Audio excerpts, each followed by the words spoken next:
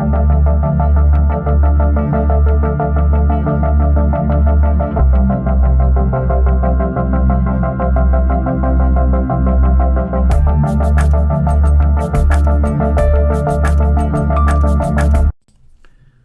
is up, YouTube?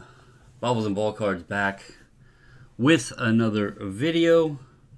Hope everybody's had a great Tuesday out there. Hope your week's been going well. I want to do a video tonight, kind of something that does need to be talked about, and hopefully this helps folks. You can see here on the screen, there's so much content out there that is posted up and talked about, like all these bad things going on in the hobby, but most of them are just assumptions or these what ifs, or like, you know, these cliffhangers. You know, this is supposedly exposed, but then you never know the truth, right? I prefer to speak on stuff that there's evidence, there's facts, and there's knowledge. And one of the watchdogs proceeded to reply to a comment I made on his video saying that because I'm an SGC bulk submitter, that I likely, and I don't remember exactly how he put it, but it was something about I would never talk bad about them or trash them. I don't even know exactly how he said it. But anyway, anybody that's been around this channel, watched SGC submissions, watched back early 2021 when Peter raised the prices like crazy, and I told him I wasn't submitting because I wasn't doing that to my people. Anytime labels have came in that's wrong, anytime that I question, you know, I speak out on many different things, right? If I have facts, or if it pertains to me or the customers that I provide a service to. All right? If it's something else out there and I don't factually know about it, then really I shouldn't be sitting here talking about it. Now, people may ask a question, can bring something up, you know, what have you. But anytime I do that, I always try to also stress it's my own opinion. If I don't know proof, if I don't know facts, I'm not going to sit here and pretend to throw anybody under a bus or bring up this freaking tinfoil hat theory on anything, because that's not who I am. Even the tag videos, I have been asking questions. I have been showing numbers from their pop report, even though trolls out there want to come back and say that my numbers are wrong. Go look at the pop report. Add it up, guys. It's not hard to do. It's public information right on their own website. I'm not pulling numbers out of my ass and creating this. I go to their website, I go to their pop report, and I actually log it all in a spreadsheet so I can show you guys. So, for all of the trolls out there, feel free to end it at any time. Pause my videos. Go ad for yourself. Go double check, right? Do it. Because if I'm wrong, I'm also not afraid to admit that I'm wrong. Okay? Now, let's get to talking about SGC. This is Cardporn, you know, the IG account that's allegedly ran by God knows how many people. They've sold their account. They control every big whale in the hobby. And, you know, they show favoritism and all this other mumbo-jumbo that's spilled out there. All allegedly, all assumptions, but they at times do provide good information, in which case this was one of those times. They shared a card. Obviously, you can see it's a well-known card, an 86-87 Fleer, Michael Jordan, and an SGC 8. For some reason, everybody is all about talking about all this other stuff, but here is something important, and I have not heard anybody speak of it. Anyway, Maze Cards, it says, discovered this resealed SGC slab recently containing a fake Jordan rookie card. I went and checked out Maze Cards' Instagram account. The guy has subbed many Fleer Jordans.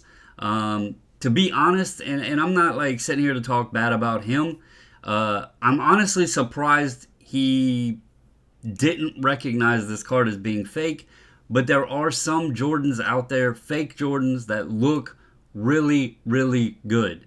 So we've had one come across and sent in that fooled many, many people. Even live, a live preview of the card, nobody recognized that it was fake. So, but I checked his account. He's owned, submitted. He has the highest, 86 Fleer set with CSG. So the guy knows his Jordans. But this is one that got through, and what happened is somebody opened the case, put a fake in, resealed it, he bought it. Now, it says he was able to obtain a refund, but it's a reminder to stay vigilant, and that's true. People definitely need to start protecting themselves more. Time and time again, I see people getting taken for granted of with fake cards, altered cards, what have you, and it's all a lack of everybody's chasing the rainbow. They want the pot of gold at the end, and they never hold true to the fact of if it's too good to be true, it likely is. It's, oh, well, this is goodbye. I can flip this for X amount, and then turns out, no, it doesn't happen that way. I have tried to help many people in this hobby that I've spotted. They bought something and it was fake. I spotted it. I tried to help them, tell them what I noticed. I'm no professional at this, on every single thing, but I do my best if I spot something to try to help somebody from wasting money. There's been cards sent in that I could tell they were fake. I reached out to the people and said, hey, I don't want you to send this because I can tell it's fake. You're going to waste money. It's up to you. You can send it if you want, but you're just going to be wasting money. So, here's another example. I'm just trying to share something, but it also sucks. It sucks that this happens. However, I'm also going to say that there is a way to prevent this. There's also the fact that BGS has fake slabs, not even fake cards. They have fake slabs in the market. Haven't been talked about for a while, so hopefully that got a handle on things. And then there's been fake cards or fake PSA slabs that are pretty damn well done. So this happens with all of them. But here is a case, and people need to up their attention when they're buying high-end cards. Now, Peter messages on this. He comments on it. And he does say, and part of the reason I'm doing this video is he says, we recommend using the SGC cert verification before making major purchases, and we are continuing to try to better educate the hobby on this impactful feature. We have not done an adequate job thus far, but we're looking to change that moving forward. I would agree with him. I don't remember much being ever said about the cert thing outside of when the website was released. I thought I spoke on it when they did that update on the website. I said that was an amazing addition because then that gives you something to physically go to, put a number in, it shows you the image, and you can match it up with the card in the slab. Unfortunately, people are still going to try to do things. My concern with this, and if Peter watches this, I do have a concern with this. The security feature is great, but these scammers, these people that make reprints, they're getting better, smarter by the day. When there's money to be had, they're going to find ways to make it. And what concerns me is not just people going and checking the cert, but that these guys start producing cards that actually mimic or replicate what the card looked like in the slab to begin with. That scares me. I wish there was something that could be done. I get it. People crack slabs, I don't know. I wish there was some way that there was a better detection that the slab had been tampered with. But anyway, here is the card. Here is the cert number. 108. Oh, and by the way, he says going back to almost 3 years. One thing I do want to recommend, if you have an older slab, If it's for your PC, so be it, whatever. But if it's for, like, if you're buying it or something, or if you're trying to sell a card, I would highly recommend just paying the fee to get it reslabbed. You get a better holder, you get the nicer label, and then that will give it a new cert number, which then when you go in there and check this certification, it will show the image on the site. So a buyer or you buying, you can tell that it's the card that you're actually purchasing. So I would recommend that. But anyway, so here's the cert number 1083432. If I go over here to SGC's website, 1083432, you can see right here 1083432. It is kind of hard to see right there, but this is the card that should be in that holder. You can immediately tell it was off-centered to the left. Immediately. Like, you can clearly see it, right? Small gap, big gap. Go over here, it's pretty even. This is one of the good fakes. There's other things to tell in this card that it's fake. See, he's pointing out like the line and everything. There should be black lines. Try to show you here. You can kind of see this spacing here. It shows the back as well. You can kind of see that's way bigger of a gap there on this one than would be. I restarted here. But anyway, when he flips it over, I'll try to pause it so you guys can see the back again. But you can definitely tell. All right. See how that is? Not much gap. Pretty large gap. Right there. So you can clearly see it's a different card. Had he have pulled that cert number up, it would have been an immediate red flag to not buy the card. Okay? Now, again, I'm not putting this all on him, but everybody out there, myself, everybody else, if you're buying a bigger card, take the few seconds to pull the cert number up. Again, I'm not saying this is going to be 100% foolproof, because there's going to be instances, I know it, I just have a gut feeling that guys will get smarter. These people that do these fakes and stuff, they're going to start just replicating what the cards look like. I know it's going to be more effort for them, but when you're talking something like a 86 Fleer and an 8, that's a pretty valuable card, so it's worth a few minutes longer to, Photoshop it over one way or another, or however they do it. So yeah, just be vigilant, like it says, and keep your eyes out. I am going to give credit to Peter, though, for jumping in here and explaining all this. Again, I do hope that they share this more. Maybe even include some paperwork or something. The issue, too, is, though, let's be real. Sometimes people don't deal a lot with SGC. And maybe, I looked at his account, so I know he does have SGC cards. But let's say it's somebody that's never submitted with SGC. They don't go to the website. They didn't really know that was there. They wouldn't think about it. So, it does need to be shared more, whether it's on Instagram or however.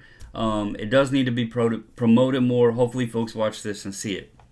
Now, I'm going to go into a little bit more detail here outside of this card. I want to show you, because I have known how to crack the slabs for a very long time. I just have never said anything because I didn't want scenarios like this to pop up. I was hoping that people would not be that shady, but every time you think that there's good in people, it turns out that it's wrong. Now, this obviously is a bad example because I was not trying to fool anybody, but when I crack SGC slabs, I know how to do it enough to where there's not shards everywhere, and I can actually keep the slab from being damaged on the surface. The one thing that you probably cannot tell very well that is obvious, but I don't think the camera is going to show, there is stress marks along the plastic. If I hold it like this, and again, the camera may not pick it up enough, you can kind of see it up along here. There's stress marks. There's stress marks When you open this, if you are familiar with the slabs enough, you should be able to tell. Now, a normal SGC slab, it may have, you know, to where it looks a little, has little white spots, but this is literal stress marks where the plastic separated. Okay, that's one thing. Now, if somebody is a little more careful, I'm not going to sit here and say that they can't get it open without showing those. I'm just saying the way, you know, I wasn't trying to screw anybody over. By the way, yes, you are correct. This is a Barry Sanders green Starquest, and the label says a Jordan blue Starquest. But there's also little marks up here. There's a mark right there. There's a mark right there. And there's a mark right there. And I think there's one right there. So, again, if you look at the slab, unless somebody is being very meticulous to get it apart, to try to screw somebody over, there should be details within the slab that you could tell that it's been resealed. Now, I don't know how the slab was resealed. I don't know if the person had a sonic welder. I don't know if they used something like super glue. That part I am unaware of. It did not state in the post there. So that I cannot speak on how they are doing that. But I will tell you and I will show you. So this slab is not sealed. I've been sitting here holding it, showing you guys this, and it is not sealed at all. Looked sealed, looked very, very sealed, but that is how there is a Barry Sanders in this slab when there should not have been a Barry Sanders in this slab. Let me fix this real quick and I will show you guys, put it all back together. Whoa, well, my label fell out, but whatever, you get the drift. Empty slab here. Let me fix that. That looks silly. Alright, put the label in. Lay that.